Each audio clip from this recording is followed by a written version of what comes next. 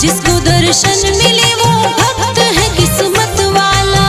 दिल का भोला है बड़ा शूरवीर बलवाला, जिसको दर्शन मिले वो भक्त है किस्मत वाला, जिसको दर्शन मिले